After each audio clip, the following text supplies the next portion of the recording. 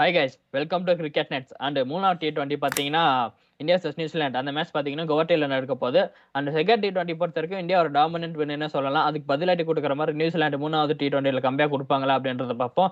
And Guwahati பிச்சை பொறுத்த வரைக்கும் பார்த்தீங்கன்னா ஸ்டார்டிங் ஒரு 4-5 ஹவர்ஸ் பார்த்தீங்கன்னா சீமர்ஸ் பார்த்தீங்கன்னா ஒரு நல்ல சப்போர்ட் இருக்கும் டியூ டு ஹியூமிடிட்டி. அந்த பிச்சை பொறுத்த வரைக்கும் அந்த கிரவுண்டை பொறுத்த வரைக்கும் ஒரு ஸ்டார்டிங்கில் பார்த்தீங்கன்னா ஒரு நல்ல சப்போர்ட் இருக்கும் ஒரு 4-5 ஹவர்ஸ் சீமர்ஸை பொறுத்த வரைக்கும்.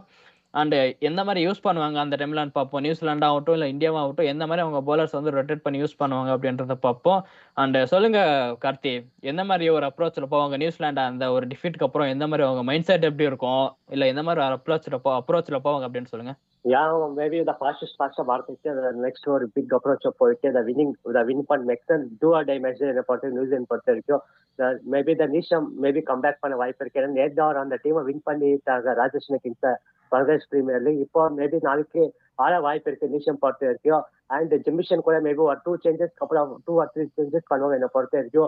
Loki also good to see our under the training in a Puerto Rico. Maybe அவர் ஆல்ரெடி இன்ஜுரினால மேபி அவர் டைரக்டா T20 வேர்ல்டு கப்புக்காக ஃபிட் பண்ணிட்டு இருக்காரு பொறுத்த வரைக்கும். ஏன்னா அவர் தான் பொறுத்த மிடில் ஓவர் ஒரு கீ பவுலர் நியூசிலாந்து பொறுத்த வரைக்கும். அந்த ரெட்டு சரி மிடில் சரி. So must do tie for the New Zealand. They must win tomorrow. என்ன பொறுத்த நியூசிலாந்து வின் பண்ணாதான் மேட்ச் இன்னும் நல்லா இருக்கும். இந்த remaining 4th and 5th India பொறுத்த வரைக்கும் மேபி பும்ரா வந்துதான். ஆனால் எதுக்காக பும்ரா அப்படி ரெஸ்ட் பண்றாங்கன்னு தெரியும். ஏன்னா ரீசெண்டா அவர் அந்த மேட்சஸ் என்ன பொறுத்த வரைக்கும் அவர் டெஸ்ட் மட்டும் தான் ஆடினார், ஓடிஐ கூட ஆடல. இந்த 5 மேட்சஸ் கண்டினியூஸ் ஆட வச்சிருப்பேன். எதுக்காக அப்படி ரெஸ்ட் பண்றாங்கன்னு தெரியல. அவன் இன்ஜுரி செய்யறதுனால ரெஸ்ட் பண்றாங்களா இல்லைன்னா ஃபிட்னஸ் இல்லைன்னு தெரியல. இந்த சீக்ரெட் வெப்பன் மாதிரி வச்சிருக்காங்க T20 கப்புன்னு தெரியல. மேபி அட்லீஸ்ட் ஒரு 4 மேட்சஸ் தான் ஆடலாம். எதுக்காக அப்படி ரெஸ்ட் பண்றாங்கன்னு தெரியல. மேபி பும்ரா ரிமைனிங் மேட்சஸ் ஆனா இது நல்லா இருக்கும். அப்பதான் உங்களுக்கு அந்த ரிதம் கரெக்டா இருக்கும் ஒரு போலருக்கும். ஏன்னா ஆடாதான் உங்களுக்கு அந்த போலருக்கு அந்த ஃபிட்னஸ் அந்த ரிதமும் சரி சூப்பரா இருக்கும் என்ன பொறுத்த வரைக்கும். அதனால பாக்கலாம் நாளைக்கு என்ன பண்ண போறாங்கன்னு பாக்கணும். நியூசிலாந்து வின் பண்ணா நல்லா இருக்கும் என்ன பொறுத்த வரைக்கும் நாளைக்கு மேட்ச். எனக்குமே வந்து பும்ராக்கு ரெஸ்ட் கொடுக்கறதோட மேட்சஸ் விளையாட வச்சா நல்லா இருக்கும் நான் நினைக்கிறேன். அண்ட் சொல்லுங்க கிஷோர், இந்தியா இந்த மாதிரி ஒரு அப்ரோச்ல போவாங்க. அக்ஷர் பட்டேலுக்கு திருப்பி வரதுக்கு வாய்ப்பு இருக்கா? அக்ஷர் பட்டேல் உள்ள வந்துட்டா யாரும் உட்கார வைப்பாங்க? குல்தீப் யாதவ் உட்கார வைப்பாங்களா இல்ல ஹர்ஷித் ராணா உட்கார வைப்பாங்களா எப்படின்றது சொல்லுங்க. அக்ஷர் பட்டேல் வந்து இன்ஜுரியில இருந்து கம்ப்ளீட்டா இதானா மட்டும்தான் அக்ஷர் பட்டேல் உள்ள வருவாருன்னு நினைக்கிறேன். இல்லைன்னா resting him is really required. ஏன்னா ஒரு வேர்ல்டு கப் ரொம்ப கீயான பிளேயர் என்னை பொறுத்த வரைக்கும். ஸோ அக்ஷர் பட்டேல் வந்தாலுமே 3rd மேட்ச் ஆட வைக்க மாட்டாங்க அப்படின்றது தான் என்னோட இது. If he plays well and good, அவருக்கு ஒரு நல்ல இதாக இருக்கும். If he plays well and good. மற்றபடி சப்போஸ் அக்ஷர் பட்டேல் நீங்க சொல்ற மாதிரி உள்ள வந்தாங்கன்னா குல்தீப் யாதவ் தான் உட்கார வைப்பாங்க. ஹர்ஷித் ராணா டச் பண்ண மாட்டாங்க அதுக்காக. ஸோ அண்ட் கார்த்திக் சொன்ன மாதிரி I want Bumrah to play. ஏன்னா அவர் ரொம்ப நாள் விளையாடவே இல்லை. அவர் டெஸ்ட் மேட்ச் விளையாண்டுட்டு T20 மேட்ச் கொஞ்சம் விளையாடுறாரு. அதுக்கப்புறம் அவர் விளையாடவே இல்லை.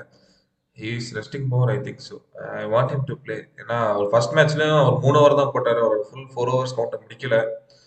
அண்ட் அதுலயுமே 3 ஓவர்ல எக்ஸ்பென்சிவா இருந்தாரு. It is not normal for Bumrah to be expensive.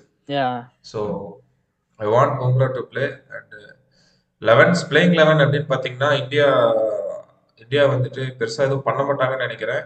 If Bumrah wants to come in, Harshit Rana will sit out, and Akshar Patel will be. If Akshar Patel wants to come in, Kuldeep Yadav will sit out. Bumrah மட்டும் வருவாரு அப்படின்னாக்கா யாரை change over பண்ணுவாங்க அப்படின்னு தெரியல. Maybe Harshdeep சிங்கை rest பண்றேன் அப்படின்ட்டு சேஞ்ச் ஓவர் பண்ண வாய்ப்பு இருக்கு. If Axar Patel is not coming. ஏன்னா அவங்க 8 பேர் வரைக்கும் நம்பர் 8 வரைக்கும் பேட்டிங் வந்து ரொம்ப ஸ்ட்ராங்கா இருக்காங்க. ஓகே.